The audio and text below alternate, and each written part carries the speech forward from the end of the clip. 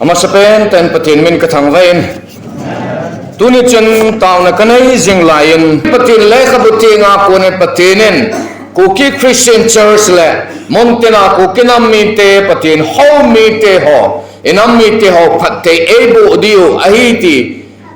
kagal mu te zalen vision ka mu te zan patin kathang vein ai tuni la ka phan mandi ka tha nom le jing nei ipizia ka sei hameti le ikison na ding zo se o chimla gam tai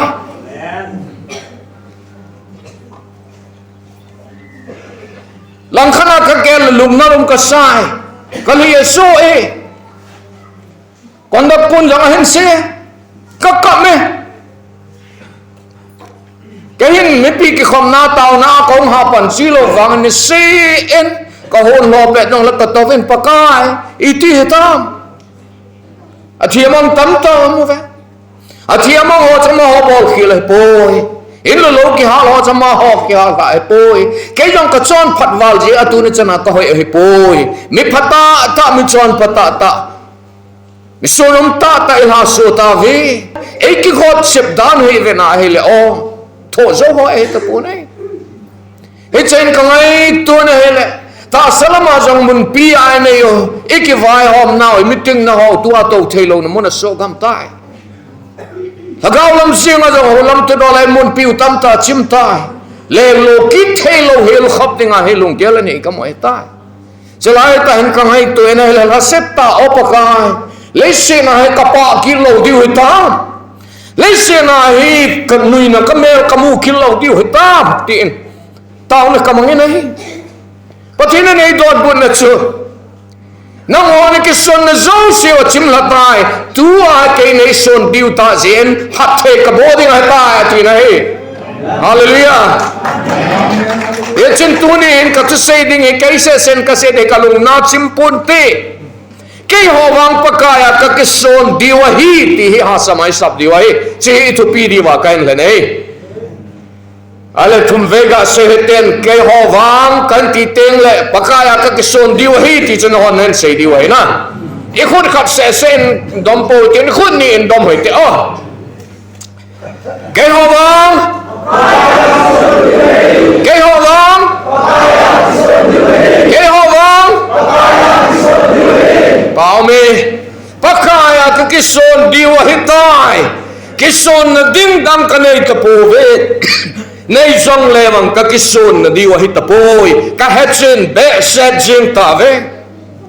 ka so bite ho government en jang ai hoi bit zo lo ikine pi go lang jang ai hoi bit zo ta lo inam lam ka ho jong lung dong gam ta ho lam ka ho lung dong gam ta ke long ramon ka ngai sa ta chu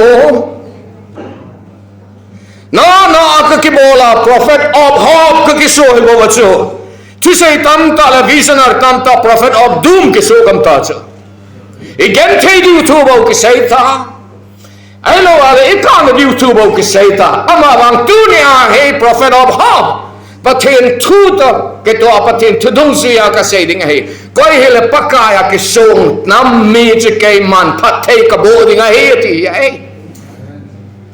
zing zing ka te la pathin phat thei e bo diu dan ka sei da hen tu ni a pakaya ik son ding dan ka sei ko e ai ya chum pathin la ka bu te ga sim heten a teksa ai nei he gel do jung heten na he chatik thopi dinga aban lang dang kan sim de kan sim do khel kit lo wa nga cho he chia he bes ka bol he ti che gel hete korin tot khat bung khat chang som ni le go ma ko na som tum la khat hen heti na ke sein he phatet san ngai hete loi khan en patien tu sei teng le bible chu he chan hi ka sei go da hen ke sim le phat lut sot wal da hen chang khat bo hen sime ti jivin ke wang no patien tu sei chin patien tu sei de he hallelujah amen patien tu ko na ekitil kho ten koi ban e lep la thei lo patien tu ka ekitil kho he ke si a cho ka stop chan pi ho khanen no one can disappoint Reverend as sing so na dis boro ho pastor ka de ipizema te la ito mangen men negative tu sei lang le kai ma hen kwa de ai sam seneu no lang le bible ka chin cho na ke sab sit na chu phat thei bo na ka hei do pi de dis mi phalo mi gelo dai sab set na chi phat thei bo na izare sab se na mi chu phat thei bo na hong kile do ding ai chia chu tu ne ha patin thua he ke lamon dio hi korin tot khat bung khat chang som ne lugup som tum la khat hen so pit pe naki ko do lu chu ve ti mun ta sap phe dola ching ta jong nahi po vin tha ha ta be jong nahi po ve phung lun lai jong mi jong nahi po nahi de po vin ahi ka ki pa ta ve o phung lun lai jong nahi po be ti chi hallelujah ama wang pathenin van noya mi mol ho hi mi ching ho zum sodia alen do ahi amen mi hat ho zum sodinga pathenin alen do ahi ve mi hat mo ho chu mi ching ho zum sodinga alen do ahi ti chu pathenin van noya mela sam ho le na samo aki koi ho alhena a sa til ho I mat salo so sa na dinga a lo hel til ho ge ya sa ahi hiti ahi pathin ang sunga miching khat sa kilet sa thai lo hol dingai mingol pathin na dop sang ting mingol miching kisuza cha ai golai su za cha na dinga pathinen mineu cha David alhena golai da tha sai ai so pidei ta te ho dang nau tam ta su za cha na dinga dang o mo se pathinen alhena hi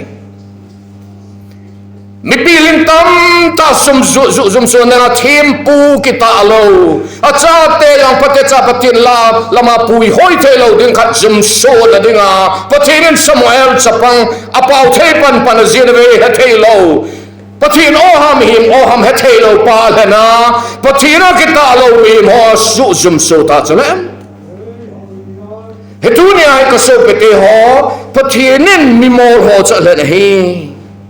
hiti a pathin ang songa meching khat sa kilet sa thailo hilding a hi ve pathin lo pin dingin ga selang midang dang ta ki mang khom jing di ma pura zong khat ve chu revival meeting go on football ground khana ni thum program hen ni KEI go ve na ni thum na cha se ma pastor ho khat ong aung lun pha chana ma cha ki phalam themen phar chun ken yang ka chi in pataw pi tan alu sunga khut kam pakai esing son naman sangen sagi ve ya tamin mangchan katinai kadala panin ken lagaw dam na dithu bo ka sei aman ta sadam na ditu sei je chun ta sadam lo tam time dam na nei tawen a news chu kale het kin nei ngol le wa kitam ho jong aman taw na man le tu tang no ta nei ka so pete ho pathin chi ta bang pathin ai ji a chuk tu nya hi pathina ki su ho chun chapang kho helo khat ja hin man cha ding hai chwa chan pura neu cha ka helain college ka kai ti line chapang neu cha khat en tu asen he chula ya building ho jang hong chim da he ti mi anui sat tam ta men tu hin ka gelen o adik na ve o chwa chan pura che ho pa so ho ki sune mu vin mi hau so ki sune mu vin kum som tum ma sa ta cho ai là tu ao ngồi lung ta chala kisune mo ven na lung hai yoven ki pum khana men krista men sala na tin tu sen he cha pang tu se tin don na nei be se po vedai tu ni azam ka su pitai ho pathin pathei bo na diu ka gal mu e ka ti pakaya ikison diu ta ji a ka se he bo vinai pathin wanga aban simbeng ka te nang ho hi krista ta hing khom na hi ven krista cha pathina kon e ho chi na thêm chân na cái số tiền na lệ lạt đầm na hi pathin le khabun a cái số nga cha pakai vangen cái số hen amen tu ne a hi pakai cha cái số nai nei tiang le o egam soi hong ke le do ki te ni nga hi ti hi kain sei nom he pakai a ka cái số nge iti hi ipi chu ham pakai a ki let sa di ti na he poi pakai chelo pi na pi ding ti na he ka tu sei di na sa te la amen hen ti lau chun ka ho si lo di sa ki phalam o patin zalen ka chin alam jo se an kem polte la a chum nin bishop father aga ati a hele ki chai ji ngo va kai ka ga lun te li pi na ki sa pi ha patin la au teng mi man ta teng le iron che na ke hen nyong tan ji nga hi pol le sia song kula ama tala len ta chu ki hong jing chu na hello patin lagaw thing na to ting chile o chapang khat nen jong igam sung pathei bo na ding thu hen se ding ta cha na ho bong song kong vel tin wa gol long ho thaga ke naman ho kan ke han pi a igam song el hagaw cho lip na sa ta ding ho bong pa ho tu na ka til kho nom naw cha pastor pa kong pastor pa pathinin in future o ai man cha nom naw o me revival alun te na dinga taw na man diu so ipastor ho bong pa ho deng le dikon ho revival long de ho tina revival long ding chu hagaw pathei bo na meeting ai ko nom ji wen ke meeting a nei su boy ho lagaw gam sa de kai bo ke hi ti vai hom di vai hom ho tu to en nun diu chu lagaw na to le vai hom ki kal nai sai lo pi chu ale tun administration hi le la ya ke ti thu ka sei thei de o na kalam lam wangen jing sun di jan sun di ka nei poi ti chi bol hil diu kalam lam jin ka hau lo kalam lam jin ka cha te khang to kalam lam jin in hoi ka nei hallelujah ichate ho te government officer lenta ta government na to ho ong din do cha ki padan dan cha bol ding do ta nen bol kha ya he azo teng le ilawa dc ong ding do ding kha de khot ga be ka patel lo pin le sp ong ding do ding professor ong ding do ding doctor ong ding do ding engineer ong ding do ding me min amu si pathina ki ngai ho cha pathina no do sa hai chu tua khang to ho thang si ta wang pathina hai mil lam ho ta chu akhang to ki go ho hi in progress ho hi patin in pate bo di hu aje chu ki son na di neu cha bo ni hu chu patin i son na di hi chance le na le chu he chi ya chi patin son na din chance le ho chu patin in pate en bo na lai de adang ho pate bo de chu tang tan ta ka ti na hello pi chu khade kle sa na ding nei be set ta je wa chu pastor ho jang amu sit mai thei hu ta chu chia cha tu ni ha hi kanal te ho ka so pe te ho minu mi pa te ho pathin chu ngai na nei tau hi te pakaya ki son cho lo pi na pakai pi ding ya hi ka ngai tu en pathin jong lo pi ta welcome pha de ta chief minister pa at the advance christmas sa dinga invite bol because ti la kat ki go dan so ke yong chumi ka center church so wa cho ti priest in charge ka ito parish priest kativa na acha mo po na zo si ka mo po pendol yung na sata ke sa aga jun tha aga chi na di mai yung chik bola bed sit yung chi taban color hil pa de ham to na yung chi thi them khat yung zaw lo da he ke ti ki ka ki gon na sa dan chu ka mai to le pakai hiti hen ki welcome na dem me welcome dinga chan ke ya kitiko jesu lo pita welcome tau te kwang lo pita ala na sa cho jesu lo pita welcome it hey na chan sang pen mang cha pathina ki man cha de ke chu se no thet na pen man cha sei ding la san no thet na pen man cha sei ding lo pi na pakai pi ding ya hi te te la bana cha pakai lum de I pi ham ti hol de hi ka su pi te ho ema lung dei hol ji ovin pakaya ikisun naw alom ta nei kem ka hezoi ti itam ta nei khat ve kum la ka het na hi kai wang ka im ji nei aphat na dinga ka im ke ne lam ka hang khun iti hai reverend pu nang kisun pi anangai dan na sei hi be Kuki nam pi hi esing son ngai dana ki pod ai pon pathin ngai dana ki pu di oi hallelujah khade kom le chip tem chule ip na lung gel mai ai pu pathin hol te pathin lung de ai ki pu di oi he cha pathin lung de chi pi ham ti hol ho cha pathin an alum de Mose ka ngai sang na ko pakai Mose za chan alung gel sei do ji ati cho pathina la lung gel a sei do na the mi hi ding ngai ya hi bible la pathi pakai jesu christ mi lung thing on no mai ve asi cha ma hon pathin amu diu a hi pathin lo pi ngen tu jing ka an pathin ka ki mu pi ni na ho bung phat the ka bu de he ti nei upaho ko ma ka sei nom pathin nei het sa o me nei pasal hal lung set ko umpo ba katina kasi epoy lung set na chana ume ka homo ba bel ka chana wa jan ka thu ka se yul ka level ki chai del yung na ho cha u ya thang na pho ka dei kum na thok le ma mau tho zo lo pressure na tu ko umin te patin milung set na midanga zakhat ahila na ho azani hi anga ya siya at patin in ehet sa makati pa che ya nang ho zala igam song su hala revival hong lut ding ho bungo po ho ka kinek pi ai ka pakai lung dei chi pi ham chetel abana che pakai kelam kai sa ding hi patina ki sun ti na ya hi ikelam kai na wa mi him lung gelam mi him ikelam kai sa wa hi la khat ko le bang su di we ai thu chi khan na sei na chen miching pen ta lo bu sunga jang ngol na ning koi khat om na la ya ti che chi ha thiam la han ki chi sa lo hil di da do che aji chi phamatil I ta bagen ka chinga ki ti jang le ngol na there is a foolish corner even in the brain of says kita same kita bang missing foolish corner of my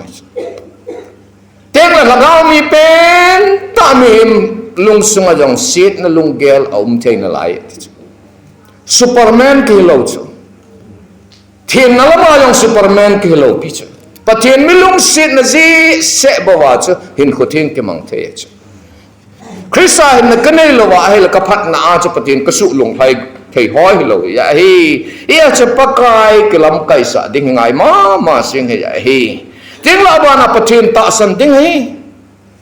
pathin ta san chui pi ha mate la pathina ki nga ding he ya hi faith is commitment to God, commitment to what he says. Ta san ki ti che pathina ki nga a pathinen ipi asayam ti a ki nga azing chui ai e ho cha chen ki nga zo si pun ai pathinan asay nom lo til jong het nom ting ole false teaching ki ji ta chu bidi ka chai jo wachan pathin jala chu college pompi ami academic award kam mo chu ting lang kho khan ka che na wa question khat e dong vin ala cha chen kan nong ka hepoi ka til khat chen upa khat che ki sa them khat heden insulting bol go tim tu lai bidi sim ha na ma het de lo piu chu na atin anh sen là chắc cái ông chân canu yên chạy na chân tunin cái hết lâu cái hết bôi cái ti thấy diện patin cái thằng vẽ chỉ chúc patin lâu pi này hallelujah as ye chu Bible là silent thing là cái ông silent ngay ấy pakai resolution nào họ chân họ hong kum kin na ding tua do wa là ken ông cái hết bôi và na pa sang sẽ tay lâu coi một san hết bôi aje cho program cho hong kit na ding det sei di lo chu chon sim hot do ding a hong chu he ai program lo be a da ke het sa wal kiti hi chi khim nai he kham be ma cha patin tu chu sei ding he kham be ma cha patin tu zui ding aba na chu ilung don te na tham khat ka han sei be det no me ta san sa te ho tu nin ni ham ni thum ham ni tam ta en sunga lo chi khilo na hi spiritual guide anai even hai lagaw lam hin khutu do la na dong adon mong ting le na pastor pa ham na hobong papu ham dongin kitaw pi sa en ai lo na hobong papu ham na pastor pa sa lo adon sol fa bol thelo le midang aman dong an si tanti pa dong lo nu dong lo til decision ilaji hi iki hei khim na he no me ka chaten KEI dong le men KEI ko taw le I ta bangin chi le ta bangin thim jong le la dum lo cha tu chan en patin lo pi le ding en sing ka tin ka chaten ne wa ko na hi taw na kaman pi ding tin ka nga deal su ba ai ne khat ni chen mi khat gai na kholaya hongin ka holim hlona he le go ti lama chi ne ani na pa he hongin ka kêu bôi lại tay bằng hết pa này tao bị thấy đấy thì hình nghe deal số cái tao bị chứ, bắt thiên mình lâu pin những sen cái tin những cung masal ma chaman MSc chạy hin những cung chân net exam dòng passin bắt thiên ra lên JRF dòng passin bắt thiên này bị vậy, ama bang hết chứ cái lệch sang là thấy này sai rồi vậy, cái xây pin cha te ho, ít hết sana bắt thiên na kineu sa ding hi ดีลสูดันกิทีมสูนแต่สิฮอซาดันกิทีมสูนมีลอยกันเห็น spiritual guide อันละเลยเก่งจังกันเนี่ยปะเทนลุงได้เก่งจังก็เห็นดอกโจโลเลยปะเทนลุงได้พิธามตีเห็นดอกปีดิ้งเห็นดอกปีเทมีกระดองสินะมันนี่พูดกันมาวันนั้นฟิสาร์เลนตาแต่เก่งจังให้ดอกเลยฮะวินในสิฟินะนากาเลนากอมไลน์ลุงดันคุยสัตเลี้ยนตอมปาจันกุกินปีอ่องวินไอ้ละจันอีที่ดิวหิตากระลุงอดองตายกลอยนูก็มาอาชาขัดนูเท่านั้นก็มังว่าก็ลงที่มาห้องกิลังตูจันก็ให้จริงๆมีนักที่เขาปีเตียงวันละอามุที่เขาปีละวินอาลุงจังที่เขาปีวินกันที่ขัดนะอันนี้นะน้ำดิ่งอาจจะที่งำดิ่งอาหินอาหิวางนาทีที่อามันท่านาเดอาหิเลยหินนาหินตาดีง่ายเฮ้ยเที่ยวนาหินตาดีง่ายabana patin le khabun gul bangin sing te lang va khu bagin nong ne mun ate gul hi dei umlo ta hi ama bang gul ta bang hol a chu gul chi na jong man ngai kum om di lo ha na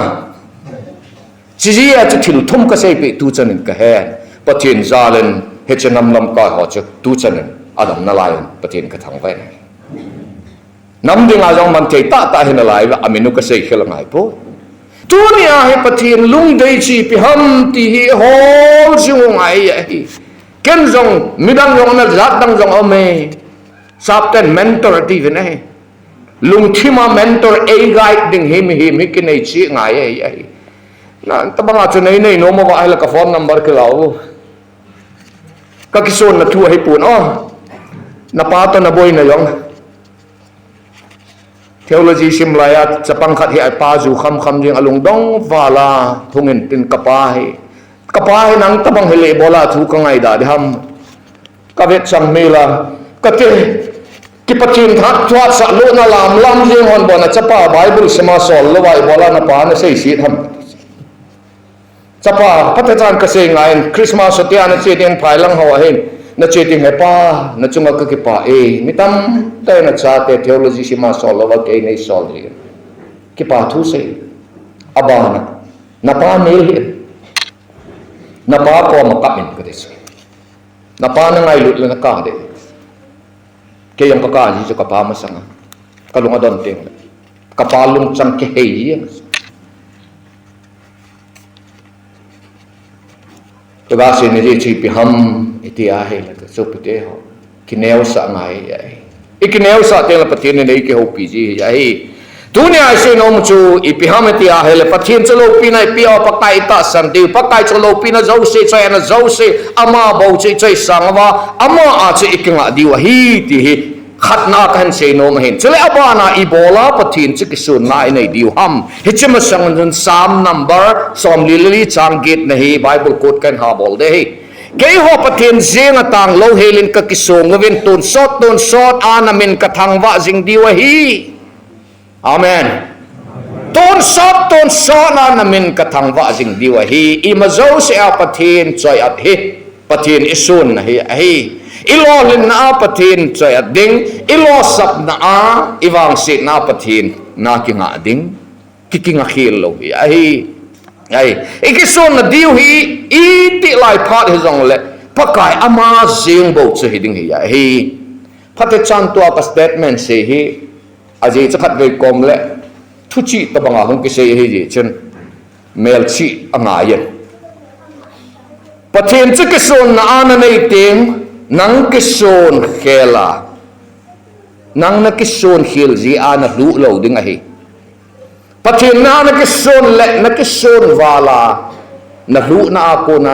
hu da anom de pathin na kison le nang na kison lel wala na to ding tong mo le wa na lo ding ai kison wal le kison lel wal hi di lo hi ikison lel wal ting le italen ke mang thei po na ikison wal ting le italen chu ki a khana na ke mang ji ne hilo hana tao dam khat ati khat au men dimapura ka kemang khom lanin ale ahongin cha chen tao na amang zitan altar call ke chaiting lam lo ho de kangai jen hoi lai lai hama chena tau dam ho thu chu ha se chu ka hetan Mary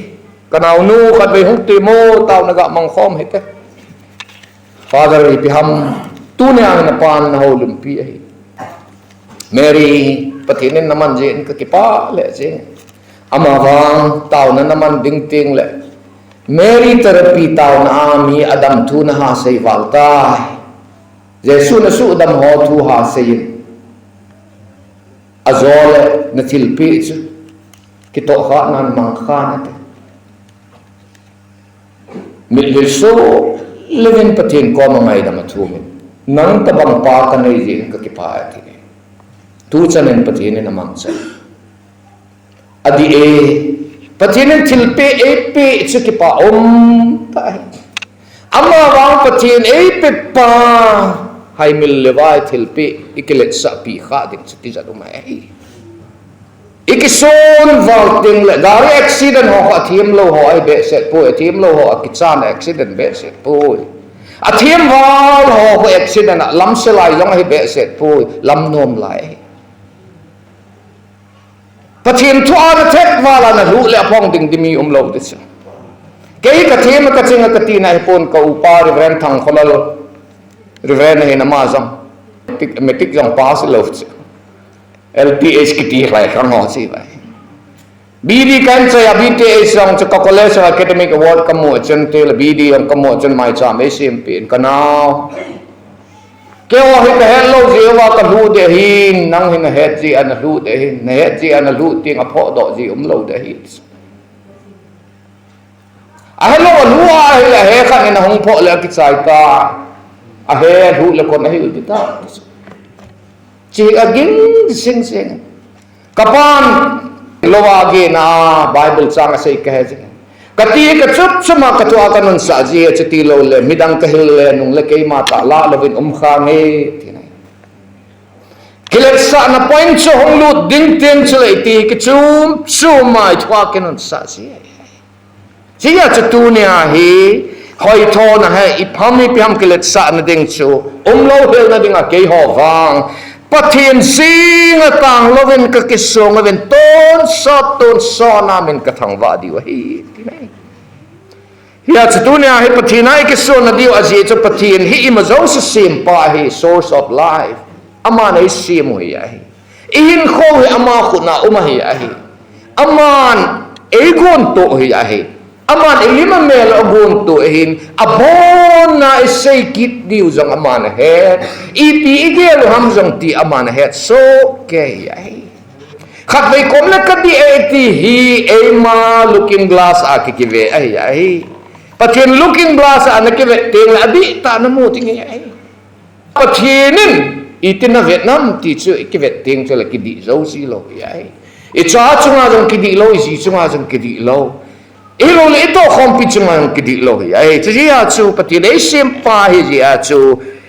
ama chu ki son nai nei di hi ting la ni na a chi pham ti le pathian he in co control pa hi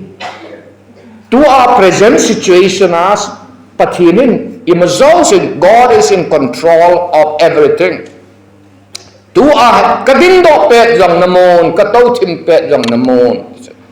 tuy khang lên lại thu pen ta ka lut jong le nang man nei mu e nang a ko na hoya ka kisel mang ding ham ka chon set ka maya kilang jing he david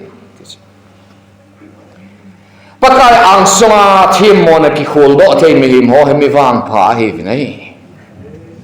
pathin ang songa edin teng sensitive hi ngai nei lagaw ting masangay din ting le sensitive chu ka hin explain de hin na etiti de ha kin ngai ai kinin singaw mai hi lagaw ting no bai ta ai alung hai lo le ta ha mang hil sing ai hung kit nom ji ta lo ai he chu lagaw nei pol na jong chu lagaw nei man cha na ding chikelet sawal kha ji a di kisawal ji a ei don da jeng te he ti yong he divin kanom nei ting la abana ka say nom cha he le pathin he holds the future a hong ting ma khuna umai ei man jinga ding kelo cho jinga ding kilet sa ham hoi tho bol in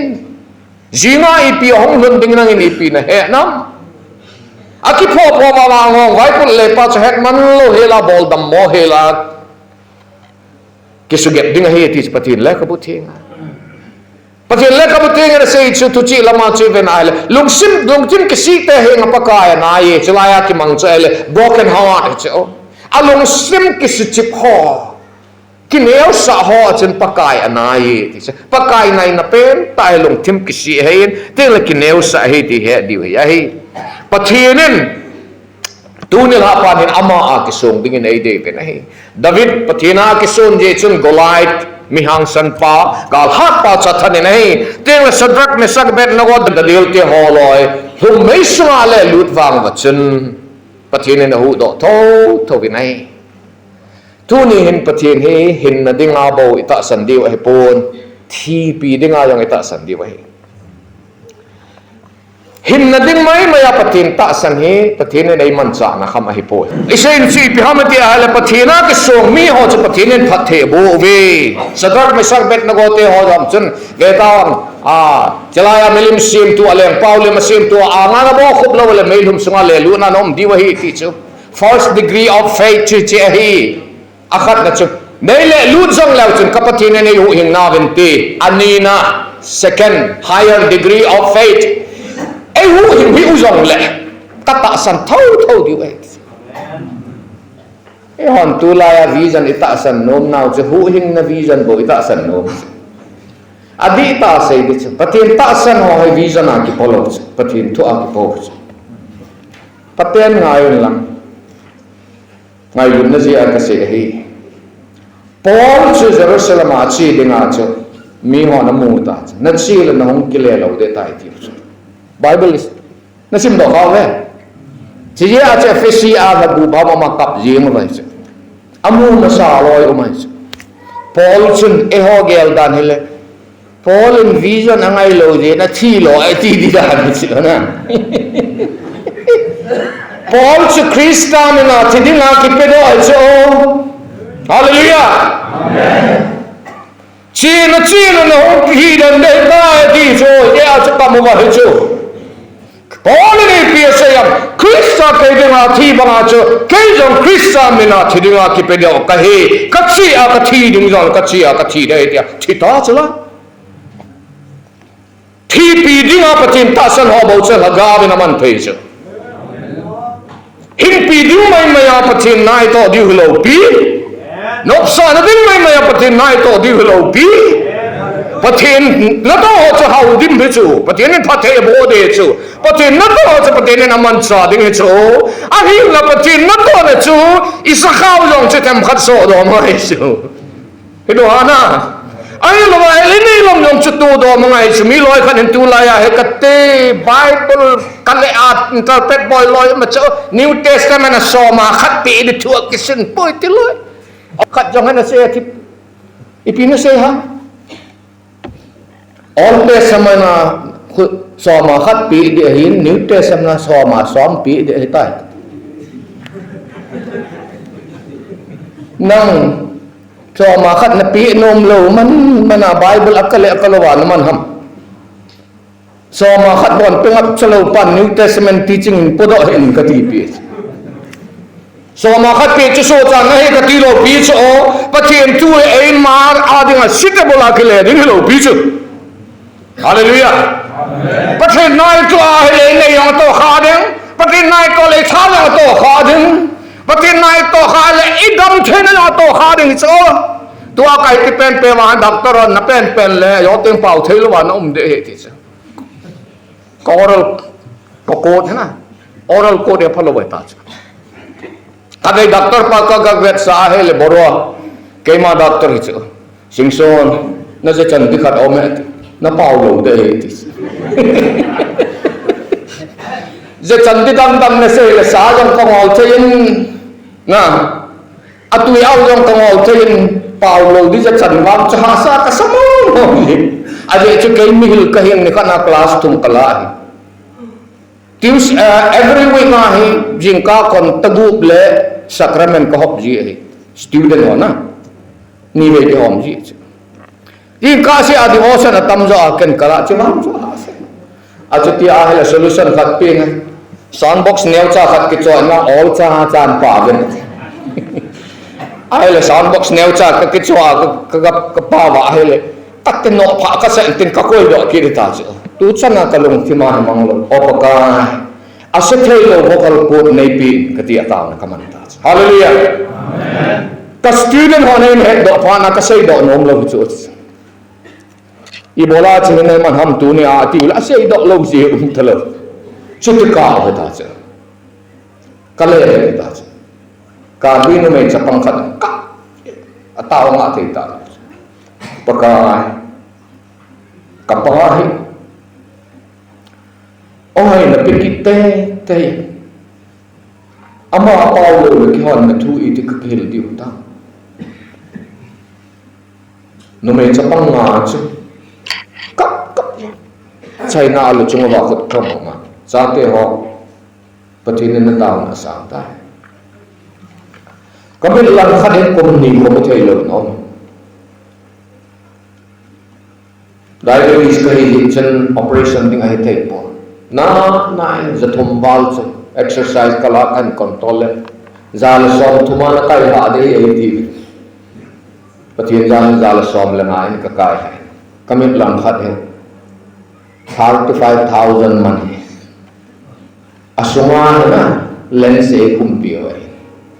akula ayong ki ha thei be se lo no hon na mit na cha thol na noi ja yo em ki noi thei lo ni ông sa leu la hom kai teng tle noi siknom ma ma ta hol cha ka bo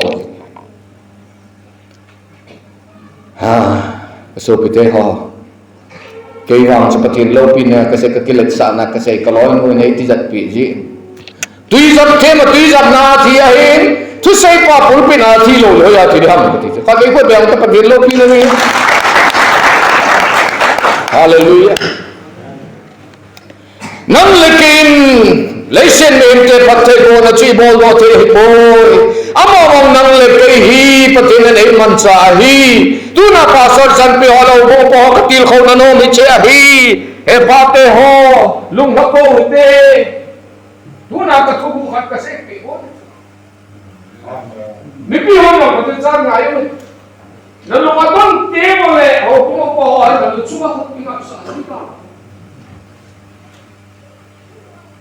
Ade ho, ni the team hi long le pastor ho, patien thao lui chân nào hi, Vangam powerhouse a kona, hat kei kona ladu na dinga, electric wire use,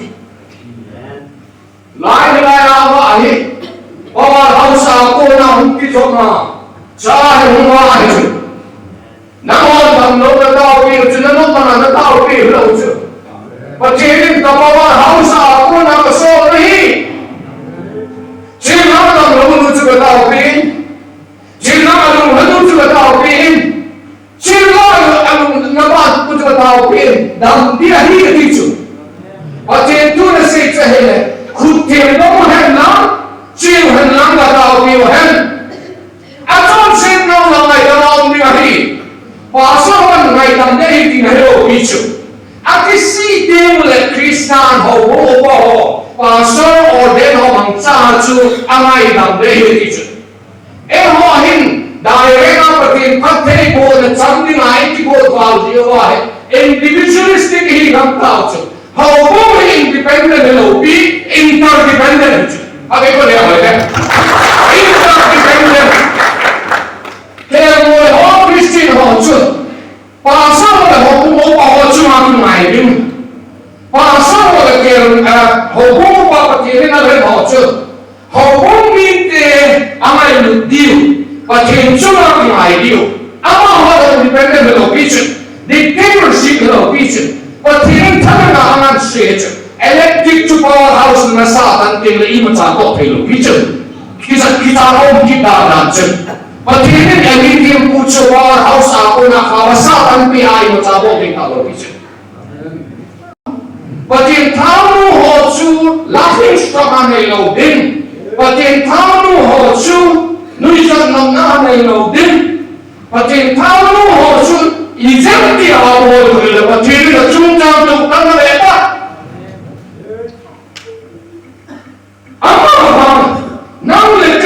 til thao mu ho ako na chu electric car ako na instrument light ekila lut ba ma chu patin pathei ho na chu instrument wa til thao mu ho ako na chu ekilo lut di hu chu chika he na chu ka ti ka ting je chu it's a car chu ko ma re sei pi lo amana Baduma kuna kui hawa, why we don't know, why long nem cha chai don't know, aim so right to do this. Why not you design it aim so badum kui chu, what are sabai hum lo big chu.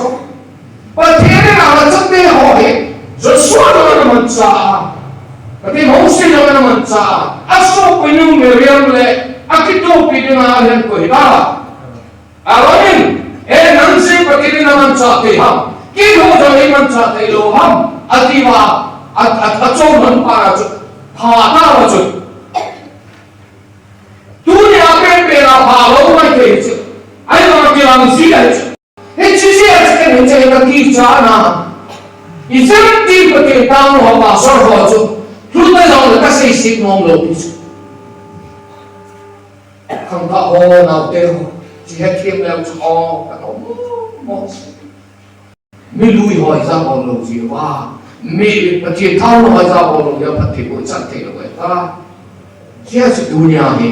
pakaiya ko na bạch thiên bội chặt là đi vào su bạch thiên nên ami man sa ho bạch thiên nên thao du ho bạch thiên nên ako ho su isa ho ilung đốt nào xây điêu ilung khăm nào mà học có mai cả điều vậy cho khát tô lệ đi cái sàn gì oven sắp xếp này hàng hoa kilo lút khao thì ti Kuki Christian Church patin en phathe bu han lang pa yang su to na chang jing han lang cha te yang to na ting do to jing han lang minu mi pa na cha te ngai lu han lang cha te ngai lu pa ja bo na ngai lu han lang ho bông mi sẽ cái tipo ho ini bola sao pathen lam cho na dinga ki got na ding ho in he ai ekina na di wa he po ekingai lut na di wa he akingai lut he lo ho kingai lut na ding ho in he ai alung dong ho lung mon na ne a se ho mi hi hul na di ai ka in chu taw en ki ting hi zo ti la pathin en phat the e bo diu na sak ta a he je chun tu ni hen kai hon wang ka kai ji na bo ka ki som ta ve ti thei ding en ho mang ta te ti ta cha pakai ai ki som thei te le pakai e gam song a hen su hal ki ting ya hi tu kum 2024 a pathin en phat the e bo na diu hi abana hung ki lam la ding he pakai ama ta chu ikison pi wa he tu ne ha phana pathin thu do lai ho lim na bon sa wa din athunai pan phat the bu pi ta hen